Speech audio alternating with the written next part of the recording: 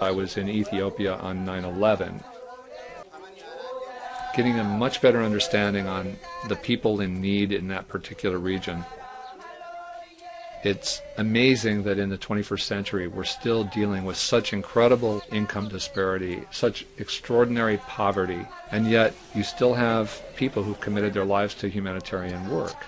And that's what we were seeing in southern Ethiopia. You know, there's certainly enough resources to go around in this world. So I made a personal decision to use more of our own resources to try and tell these stories.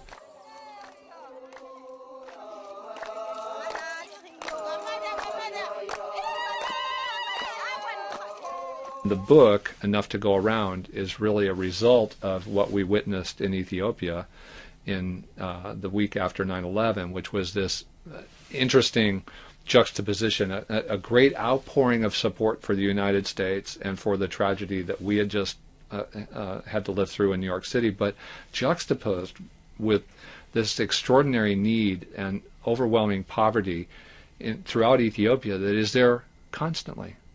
It's there today. It was there in 9/11. It's there today. It was there in 1984 when the famine hit. It's there today.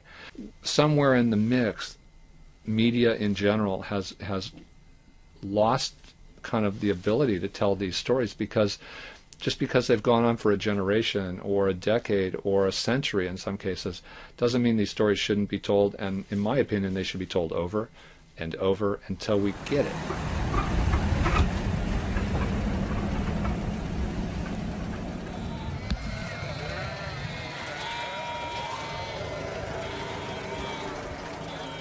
As an outgrowth of that, we did a mission to Afghanistan in 2005 with Save the Children.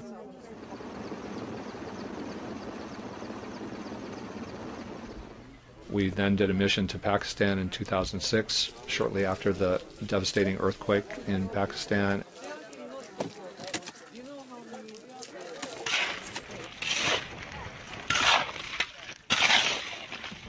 And then in 2008, we did a mission to Darfur with Relief International.